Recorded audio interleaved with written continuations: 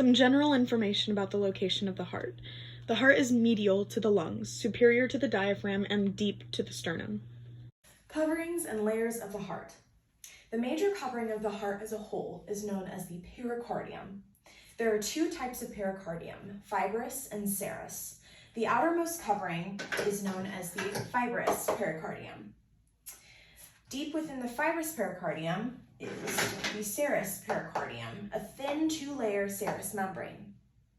The first layer within the serous membrane is known as the parietal pericardium, which is stuck directly to the bottom of the fibrous pericardium. After that covering, we enter the external layer of the heart, known as the visceral pericardium, aka the epicardium. Located between the visceral and parietal coverings of the heart is a serous fluid-filled layer known as the pericardial cavity. There are also two major layers of the heart wall. The outermost layer is known as the epicardium, or the visceral pericardium. The innermost layer of the heart is known as the myocardium, which is made up of cardiac muscle. And those are the coverings and layers of the heart. Model of the heart. Superior vena cava. Brachiocephalic trunk. Left common carotid artery. Left subclavian artery. Aortic arch. Ascending aorta. Left pulmonary artery. Left pulmonary veins. Right pulmonary artery.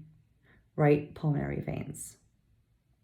Left auricle, right auricle.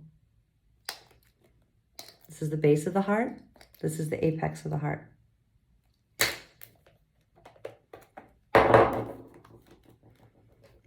Right atrium. This depression in here is the fossa ovalis. This is the right ventricle. This is the left atrium and the left ventricle. This right here is the tricuspid valve. Over here is the mitral bicuspid valve. These little stringy things right here are cordinae tendineae, trabecular carneae, pectinate muscles, intraventricular septum is right here, which is what separates the ventricles. Blood flow of the heart. Blood enters the heart through the superior vena cava, coronary sinus, and the inferior vena cava. Blood flow then enters the right atrium, and then it goes through the tricuspid valve, up through the right ventricle, in through the pulmonary valve, up into the pulmonary trunk where it leaves the pulmonary artery and goes into the lung as O2 poor blood. Oxygen-rich blood then leaves the lungs and goes into the right and left pulmonary vein. And it enters into the left atrium, flows through the bicuspid valve, which is also the mitral valve, into the left ventricle. Blood then goes through the aorta semilunar valve into the aorta, where blood can leave two ways. It can go back down to the heart. It can go through the coronary artery, back to the body. That's blood flow of the heart. This is the model of the heart, specifically the veins and arteries on the outside. This is the right coronary artery in the coronary sulcus. This is the anterior cardiac vein. This is the right marginal artery. This is the small cardiac vein. This is the circumflex artery, which turns into the left coronary artery, which is also located in the coronary sulcus. And then we have the anterior interventricular artery, which is located in the anterior interventricular sulcus. Then we have the cardiac vein, the great cardiac vein, which transfers all the way down to the middle of the front of the heart. We have the coronary sinus, the right coronary artery located in the coronary sulcus, and the posterior interventricular artery located in the posterior interventricular sulcus. And finally, we have the middle cardiac vein. Coronary circulation clinical problems. Angina pectoris could be a serious and sometimes fatal heart condition. When there is a shortage of blood being delivered by the myocardium, which is the heart muscle, it could lead to spasms of the coronary arteries. Although myocardial cells do not die, it causes them to weaken from a lack of oxygen. Myocardial infarction is more serious and can lead to a heart attack. Myocardial cells do die and is replaced with scar tissue. Damage to the left ventricle is the most serious. Intrinsic conduction system, SA node. The SA node is also known as the pacemaker of the heart. The SA node is located in the right atrium below the superior vena cava. Its major function is to run the heartbeat at approximately 100 beats per minute. AV node. When cardiac muscles depolarize, the AV node contracts. All waves of depolarization are sent to the AV node. AV bundle, bundle branches, and Purkinje fibers. The AV bundle of the bundle branches maintain a autorhythmic beat of approximately 30 beats per minute. The Purkinje fibers branch off from the apex of the heart and go superiorly into the walls of the ventricles. Rhythm defects. There are several rhythm defects that can occur in the heart. Arrhythmia occurs when there is miscommunication between the atria and ventricles. Fibrillation, miscommunication between the cells. Junctional rhythm. When the SA node fails to work, then the AV node sets the pace. Ectopic focus. Some place other than the SA node is controlling the heart. Heart block. When the AV node is damaged and the ventricles contract at 30 beats per minute. EKGs consist of 3 deflection waves and 2 intervals. Deflection waves. P wave, in charge of signaling atrial depolarization. QRS complex. 3 waves are together and in charge of signaling ventricular depolarization and contractions. QRS also covers atrial depolarization.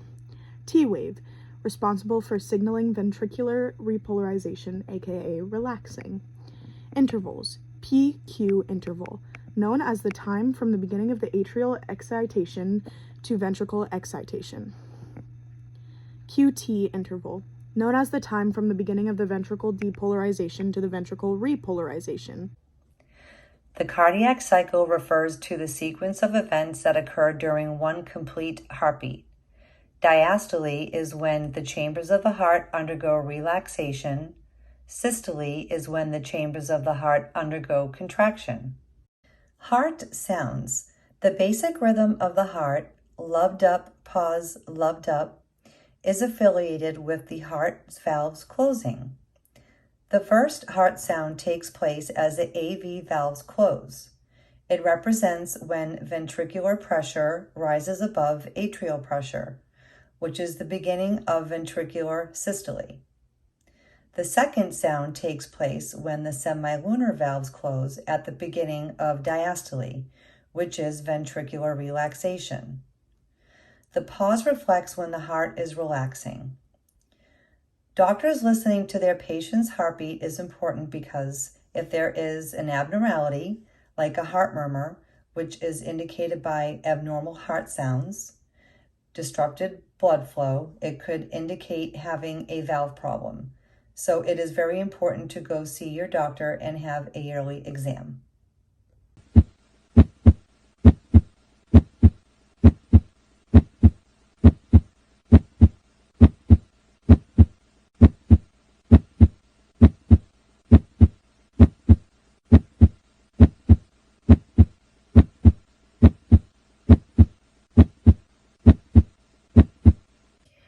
Cardiac output is the amount of blood that your heart pumps out in 1 minute.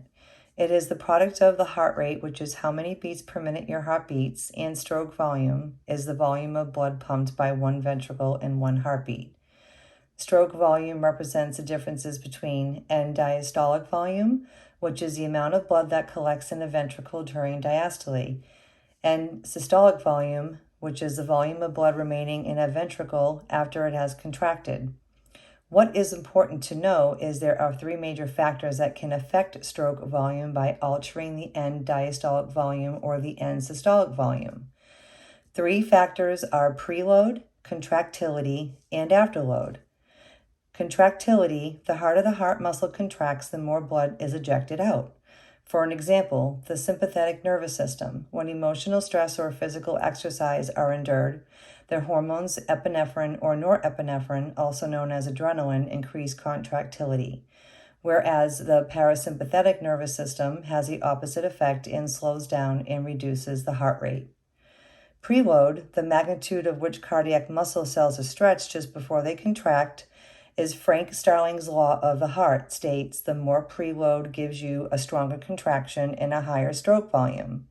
And afterload is the pressure that the ventricle must overcome to eject blood out. Hypertension, which is a high blood pressure, is important because it reduces the ability of the ventricle to eject blood, which can cause serious health issues. Now we're going to talk about chemical regulation of the heart. Hormones. Epinephrine increases the heart rate, increases contractility, making the heart beat faster and harder. Thyroxine is a thyroid hormone. When released, it enhances the effects of epinephrine and norepinephrine, which enhances the effect of the heart rate. Ions, having normal levels of ions is important because electrolyte imbalances can pose real dangers to the heart. For an example, sodium. If you have a high level of sodium, it can stop your heart. Potassium. If you have a high level of potassium, that can also stop your heart by depolarization. And calcium. Calcium is important for muscle contraction and nerve function. Hypocalcemia, which is a low level of calcium, can depress the heart, whereas hypercalcemia increases levels of calcium. Heart rate and contractility become very high. Calcium levels disrupt heart function, which can cause life-threatening arrhythmias. Events of the cardiac cycle. Phase 1. During mid to late diastole, which is shown on the figure 1A through 1C, blood flows passively through the atria and the open AV valves into the ventricles. Semilunar valves are closed. 80% of the blood fills the ventricle during this period. The other 20% of blood is delivered to the ventricles when the atria contracts. Phase 2, isovolumetric contraction.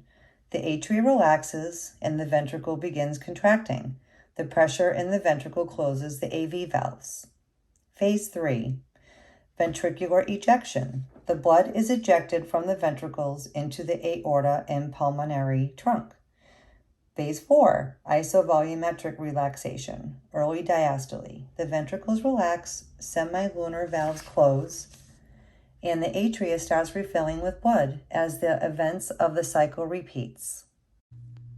Clinical problems. Tachycardia, when the heart rate is higher than 100 beats per minute. Bradycardia, when the heart rate is lower than 60 beats per minute. Atherosclerosis, when arteries are clogged. Congestive heart failure, also known as CHF, when the heart can't pump enough blood to keep up with the body's demands. CHF can lead to buildup in the lungs. Peripheral congestion occurs if the right side of the heart fails. This may lead to edema in the tissues, which causes the limbs to swell.